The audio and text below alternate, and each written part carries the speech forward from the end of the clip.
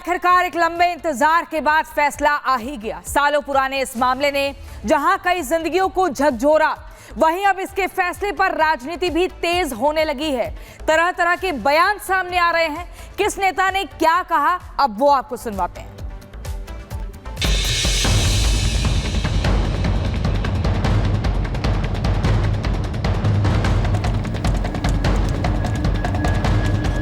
Malegaon blast case में 17 साल बाद अदालत का बड़ा फैसला आया है, जिसका अब पूरे देश में असर देखने को मिल रहा है। कोई इसे इंसाफ की जीत बता रहा है, तो कोई इसी सिस्टम पर सवाल उठाने वाला फैसला मान रहा है। फैसले के बाद नेताओं से लेकर पीड़ित परिवारों तक हर कोई अपनी अपनी प्रतिक्रिया दे रहा है। 17 साल चले इस केस में कई मोड़ आए। साध्वी प्रज्ञा ठाकुर, लेफ्टिनेंट कर्नल श्रीकांत पुरोहित समेत 7 लोगों के खिलाफ मुकदमा चला और अब इस मामले में विशेष एनआईए अदालत ने पूर्व बीजेपी सांसद प्रज्ञा ठाकुर समेत सभी 7 आरोपियों को बरी कर दिया है। 17 साल के प्रलंबित मुकदमे के अंत में आज अपना निर्णय सुनाया है। इसमें सारे अभियुक्तों को निर्दोष मुक्त पाया है। इसके जो मूल बिंदु है वो यह है कि जो साध्वी प्रज्ञा सिंह ठाकुर की मोटरसाइकिल बताई गई थी, वो उनकी मोटरसाइकिल वह इस्तेमाल कर रही थी या उनकी थी, ऐसा कोई भी पुख्ता सबूत प्रोसिक्यूटिंग एजेंसी न्यायालय के सामने नहीं रख पाई है। अदालत ने अपना फैसला सुना दिया है। वहीं फैसला आने के बाद एक कई नेताओं के बयान भी आए हैं, जिनमें से कुछ फैसले का स्वागत कर रहे हैं तो कुछ सिस्टम पर सवाल उठा रहे हैं। कोर्ट के फैसले ने सब कह दिया है। आतंकवाद भगवा न कभी था और न कभी रहेगा। कभी हिंदू आतंकवाद नहीं कहा। कांग्रेस ने कई जिंदगी बर्बाद की। अदालत का फैसला अभिनंदनीय, कोर्ट का फैसला निराशाजनक। मालेगांव ब्लास्ट केस पर अदालत का फैसला तो आ गया, मगर अब इस पर सियासत भी तेज हो गई है। हर पार्टी अपने हिसाब से फैसले को तौल रही है। Bureau report, Republic Bharat. तो मालेगांव ब्लास्ट केस में जो आरोपी बरी हुए हैं, उनका क्या कुछ कहना है वो आपको सुनवाएंगे। साथ ही तस्वीर हम आपको दिखा रहे हैं कि कैसे जश्न मालेगांव में मनाया जा रहा है। मालेगांव केस के सभी आरोपी 7 आरोपी बरी हो चुके हैं, जिसमें साध्वी प्रज्ञा ठाकुर के देखिए पोस्टर लेकर लोग जश्न भी मना रहे हैं। हम बता रहे हैं, वो चेहरे दिखा रहे हैं आपको जो निर्दोष का, जिन पे ठप्पा लगा है, जिनको एक लंबा इंतजार करना पड़ा, इस दिन का एक लंबी लड़ाई लड़नी पड़ी और ये साबित करने में कि भगवा आतंकवाद नहीं होता, हिंदू आतंकवाद नहीं होता है। आपको एक और बड़ी खबर दे दें, मालेगांव फैसले पर स्वामी रामदेव का बयान भी आया। हिंदुओं को बदनाम करने की साजिश की हार हुई है। कुछ लोगों ने हिंदुओं के खिलाफ साजिश रची थी। बाबा रामदेव योग गुरु का ये कहना है कि हिंदुओं के खिलाफ साजिश रची गई थी, हिंदुओं को आतंकवाद बताने की एक कोशिश की गई थी। स्वामी रामदेव का ये बड़ा बयान मालेगांव फैसले के बाद आज एक बड़ा दिन था, एक बड़े इंतजार की घड़ी थी और जैसे ही कोर्ट का फैसला आता है उसमें साफ हो जाता है कि तथ्यों की कमी, सबूतों के अभाव के चलते सभी आरोपियों को बरी। उनके बंगले पर, उमा भारती के बंगले पर आपको देखने को मिल रही है, जहां पर कि ढोल नगाड़े बजाए जा रहे हैं, आतिशबाजी की जा रही है, लोग एक दूसरे को मिठाइयां खिला रहे हैं। क्योंकि ये तस्वीर इसलिए भी महत्वपूर्ण है क्योंकि उमा भारती का ये कहना है कि जिस तरह से औरंगजेब ने अत्याचार किया था, उसी तरह से साध्वी प्रज्ञा सिंह ठाकुर समेत तमाम जो 7 लोग आरोपी बनाए गए थे उन पर अत्याचार हुए थे, फिर भी वो किसी दबाव में नहीं आए, कांग्रेस सरकार के दबाव में नहीं आए, जांच एजेंसियों के दबाव में नहीं आए। और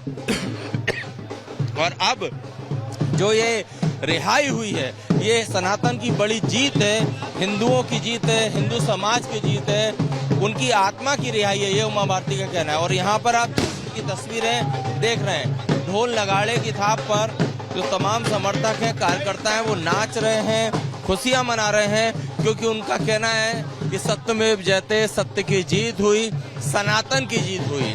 समर्थकों का ये भी कहना है, चूंकि जिस तरह से भगवा आतंकवाद शब्द जो है वो गढ़ने की कोशिश की गई, उस पर ये करारी चोट है। कोर्ट का जो फैसला है वो उस पर करारी चोट है। और अब जितने भी आरोपी बनाए गए, उन्होंने जो 17 साल यातनाएं झेली, उसके बदले में जो सरकार उस समय की तत्कालीन सरकार है, उस खासकर दिग्विजय सिंह और चिदम्बरम, राहुल गांधी, इन लोगों के खिलाफ इन लोगों को कड़ी सजा होना चाहिए। तो ये तस्वीरें आप जश्न की देख रहे हैं, आतिशबाजी की तस्वीर। यहाँ पर देखिए ढोल भी बजाए जा रहे हैं, नगाड़े भी यहाँ पर हैं और जश्न की ये तस्वीर है। हम यहाँ पर मौजूद लोगों से बात करेंगे, क्या कहना है जश्न मना रहे हैं। भैया सत्य में जयते जो था वो आज सार्थक हो गया है। झूठे केस में हमारी प्रज्ञा ठाकुर जी को जो हिंदुत्व को लेके कहे दिग्विजय सिंह या बाकी जो कांग्रेस के नेता थे कि भगवा आतंकवाद होता है, आज ये सिद्ध कर दिया है न्यायालय के द्वारा कि भगवा आतंकवाद नहीं होता है। आतंकवाद का कोई बताइए। भगवा आतंकवाद के नाम से दिग्विजय सिंह और कांग्रेस की सरकार ने हिंदुओं को बदनाम करने की कोशिश की। ये हिंदू धर्म की बहुत बड़ी विजय है, सनातन धर्म की बहुत विजय, भगवा की बहुत बड़ी विजय। तमाम लोग हैं यहाँ पर, आप आतिशबाजी देखिए, ढोल नगाड़े देखिए, किस तरह से मालेगांव ब्लास्ट केस में सातों जो आरोपी बरी हुए हैं, कोर्ट से बरी किए गए हैं, उसके बाद जो समर्थक हैं उनका कहना है कि ये सनातन की जीत है। जिस तरह से भगवा शब्द को बदनाम किया गया, उस पर करारी चोट है और इसीलिए यहाँ पर उमा भारती के बंगले पर, यहाँ पर हम आपको जश्न की तस्वीर दिखा रहे हैं। यहाँ पर समर्थकों ने ढोल नगाड़े बजाकर अपनी खुशियाँ जताई और आतिशबाजी करके बताया कि किस तरह से सनातन की आज विजय हुई है। सत्यमेव जयते। कैमरामैन संजय अंकिल के साथ Satyaved Singh, Republic media network, Bhopal.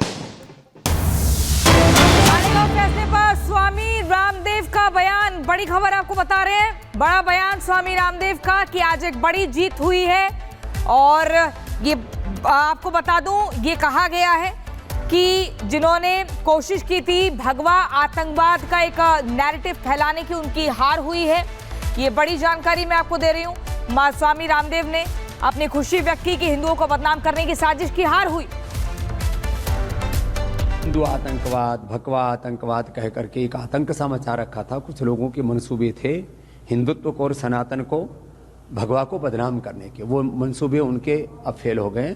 सारे दुनिया के सामने सच आ गया। अब कोई हिंदू आतंकवाद, भगवा आतंकवाद कह करके भारत के सनातन धर्म को बदनाम नहीं कर सकेगा। शुक्रिया कोर्ट को। काला चिट्ठा जनता के सामने आ गया है और वो वास्तव में ये लोग कोई प्रमाण नहीं जुटा पाए। ये भगवावादियों को सताने के लिए भगवाधारियों को कांग्रेस ने सब करवाया था। मैं यही कहूँगा कि हमारी विजय हुई है और इन सातों जो मुक्त हुए हैं आरोपी, इनको मिलकर तत्कालीन कांग्रेस सरकार पर मानहानि का दावा करना चाहिए। वैधानिक कार्रवाई की जानी चाहिए। निश्चित वैधानिक कार्रवाई की जानी चाहिए। इन्होंने जो हिंदू आतंकवाद का नारा दिया था, उसको लेकर के क्या कहेंगे? इनकी शरारत थी, इसका दंड इन्हें भुगतना पड़ेगा। ये धर्म का नहीं होता। हिंदू आतंकवादी कैसे? हिंदू कभी आतंकवादी रहा ही नहीं। इतिहास देखें।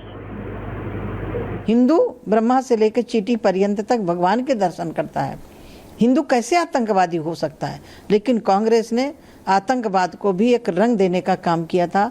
वो नकाब हुआ है, उतरा है। कांग्रेस का चेहरा काला उतरा है और मैं कह सकती हूँ कि दोबारा ऐसी कांग्रेस को जुर्रत नहीं दिखानी चाहिए। वही कांग्रेस है आतंकवादियों के मारने पर, जब मारे जाते हैं तब आंसू बहाते हैं, उनके घर में मातम मनाते हैं और झूठे आरोप लगा करके, भगवा आतंकवाद कह करके 7 लोगों को आरोपित करके, और आरोपित ही नहीं, जिस तरह की यातनाएं दी गई झूठे आरोप सिद्ध करने के लिए, कबुलवाने के लिए कि कैसे भी ये स्वीकार कर लें। जब किया नहीं तो स्वीकार कैसे करें?